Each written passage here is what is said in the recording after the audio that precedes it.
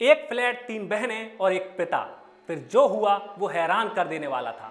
एक रात तीन बेटियों ने अपने ही पिता की निर्मम तरीके से हत्या कर दी। तीनों बहनों ने मिलकर रात को सोते वक्त पिता को चाकुओं से बुरी तरह गोद डाला। तीनों ने पिता के ऊपर करीब 30 बार चाकुओं से ताबड़तोड़ वार किए। यह पूरा मामला रूस का है। आखिर क्यों बेटियों ने अपने ही पिता की निर्मम तरीके से हत्या कर दी? क्या ये कोई सोची समझी साजिश थी या फिर बदले की भावना? क्या है पूरा माजरा, चलिए आपको विस्तार से बताते हैं। नमस्कार, आप देख रहे हैं दहशत, मैं कुलदीप कुमार। ये पूरा मामला रूस के मॉस्को शहर का है। वैसे तो ये घटना 2018 की है, लेकिन 2.5 साल बीत जाने के बाद भी इसकी चर्चा आज भी हो रही है। इस घटना के बाद से कई लोगों ने हत्या करने वाली बहनों का समर्थन किया था और सजा न देने के लिए सड़कों पर उतरे थे। उनका कहना था कि बहनों ने जो भी किया उसके पीछे ठोस वजहें थी और उन्होंने जो कुछ भी किया वो अपने बचाव में किया। लेकिन कई लोगों का ये भी कहना था कि बहनों ने सोच समझकर और बदले की भावना से अपने पिता की हत्या की। ये तीनों बहनें क्रिस्टीना, एंजेलिना और मारिया खचातुर्रे बहनों के नाम से मीडिया की सुर्खियों में रही थी। पुलिस ने जब इस पूरे मामले की जांच पड़ताल शुरू की तो पता चला कि पिता बेटियों को प्रताड़ित करता था। जांच में पता चला कि पिता अपनी बेटियों को बहुत पीटा करता था और कई तरीकों से उन्हें टॉर्चर किया करता था।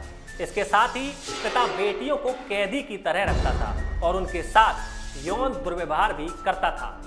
मारिया, एंजेलिना और क्रिस्टीना अपने पिता के साथ मॉस्को के एक फ्लैट में रहती थी। बेटियों के साथ साथ पिता उनकी मां को भी प्रताड़ित करता था, जिसके बाद मां अलग रहने लगी थी।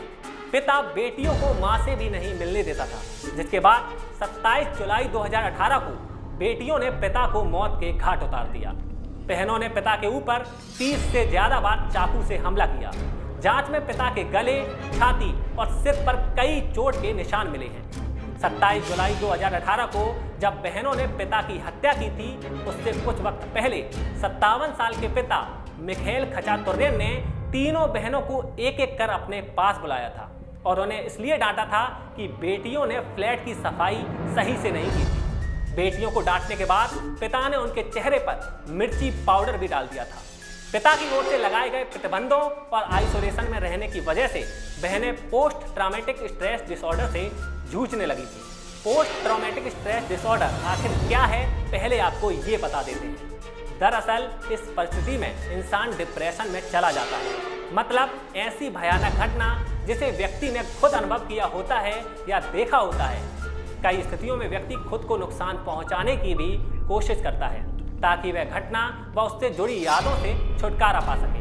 खैर, अब आते हैं असल घटना पर। पिता की हत्या करने के बाद बहनों ने खुद पुलिस को बुलाकर सब कुछ बताया। हालांकि घरेलू हिंसा के कई सबूत देने के बाद भी बहनों पर हत्या का आरोप लगाया गया, जिसकी वजह से रूस में इस मामले को लेकर बहस होने लगी। 3 लाख से ज्यादा लोगों ने कैंपेन में शामिल होकर बहनों की रिहाई की मांग की थी। मानवाधिकार संगठनों ने भी बहनों को गुनहगार की जगह पीड़ित बताया था और इस मामले के बाद रूसी कानून में बदलाव की मांग भी उठी थी। रिपोर्ट्स के मुताबिक रूस में आमतौर पर पुलिस घरेलू हिंसा को पारिवारिक विवाद मानती है और बहुत कम ही मदद करती है। इस पूरे मामले की सुनवाई अदालत में काफी धीमी रफ्तार से चल रही है। इसी साल कई बार सुनवाई टाली भी गई है। अदालत ने इस पूरे मामले में आरोपी बहनों को जमानत दे दी है, लेकिन उन पर कई तरह के प्रतिबंध लगा दिए गए हैं। बहनों को पत्रकारों से बात नहीं करने को कहा गया है और साथ ही वो एक दूसरे से आपस में भी बात नहीं कर सकती। अगर बहनें हत्या की दोषी साबित हुई तो उन्हें 20 साल की जेल हो सकती है। अब देखना होगा कि रूस में इस घटना को लेकर बहनों को पीड़िता के रूप में देखा जाएगा या फिर आरोपी के तौर पर, ये तो वक्त ही बताएगा। अब हम आपसे लेते हैं इजाजत। क्राइम से जुड़ी बड़ी खबरों को देखने के लिए जुड़े रहिए एनबीसी हिंदी के साथ। धन्यवाद।